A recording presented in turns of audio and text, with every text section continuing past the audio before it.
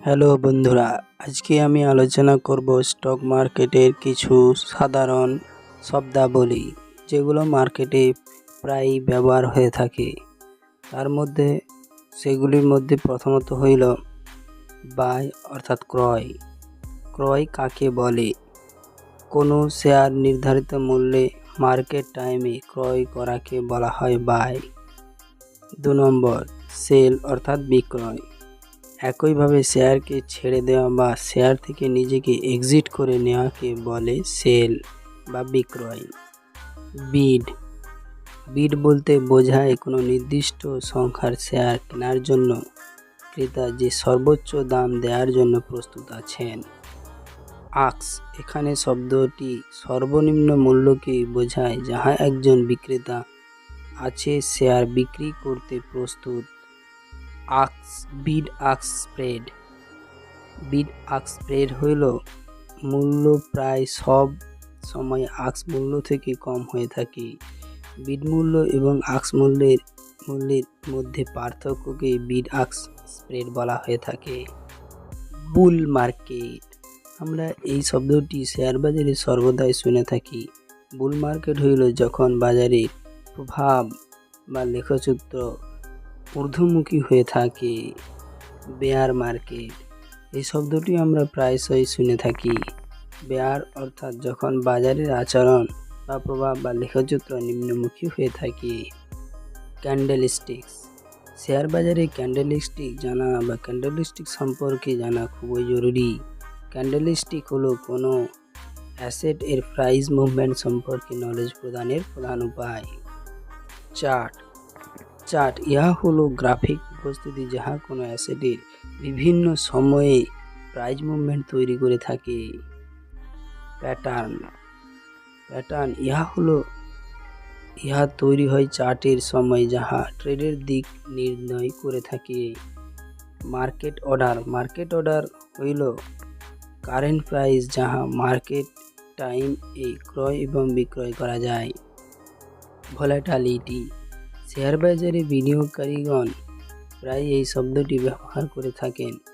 ইহা এমন একটি শব্দ যা প্রায় ঝুঁকি বা অনিশ্চয়তা বা উচ্চ লাভ্যাংশকে বোঝানো হয়ে থাকে, অর্থাৎ মার্কেটে এখন খুবই অস্থির বা চলমান বা গতিশীল বা গতিহীন অবস্থায় বিরাজমান করছে সে সম্পর্কে জানার জন্য ভলাটিলিটি জানা প্রয়োজন বা বোঝা প্রয়োজন। ইন্ডিকেটর হলো প্রযুক্তিগত বিশ্লেষণের পরিপ্রেক্ষিতে একটি মূল্য। ইন্ডিকেটর হলো নিরাপত্তা মূল্য বা ভলিউমের উপর ভিত্তি করে একটি গণনা যার ফলাফল ভবিষ্যতের দামের পূর্বাভাস দিতে ব্যবহৃত হয়ে থাকে। উদাহরণস্বরূপ RSI is a one type of indicator. RSI relative strength index ইহা ব্যবহৃত হয় কোনো শেয়ারের মূল্য কতটা দ্রুত পরিবর্তন হচ্ছে তার জন্য।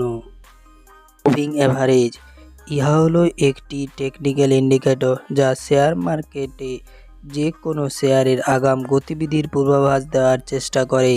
52 উইকস হাই অর্থাৎ 52 সপ্তাহ উচ্চ একটি স্টক তার জীবনদশায় বিভিন্ন মূল্যের মধ্য দিয়ে যায়। 52 সপ্তাহ হাই হলো সেই স্টকটি 1 বছর আগে যে প্রাইস ছিল তার হইতে বর্তমান প্রাইস হলো সব থেকে বেশি।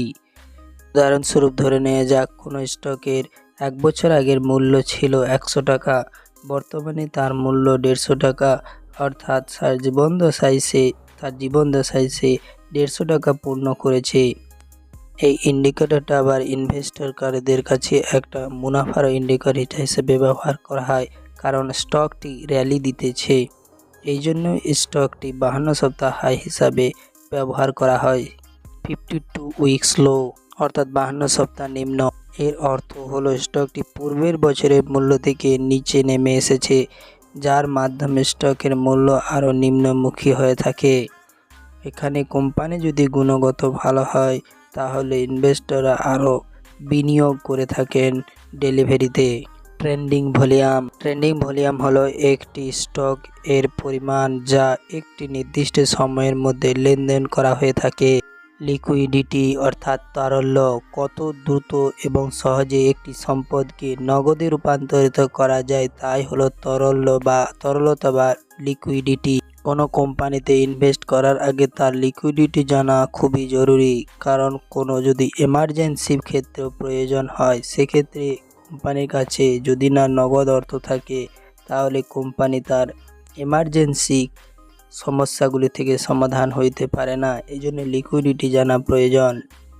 টাইপস অফ লিকুইডিটিগুলি হইল ক্যাশ, 2 নম্বর ক্যাশ ইকুইভ্যালেন্ট, 3 নম্বর অ্যাকুরেট ইনকাম, 4 নম্বর স্টক, 5 নম্বর গভর্নমেন্ট বন্ড, 6 নম্বর প্রমিসারি নোট অর্থাৎ কমার্শিয়াল নোট পেপার, 7 নম্বর অ্যাকাউন্ট রিসিভ, 8 নম্বর সার্টিফিকেট ডিপোজিট।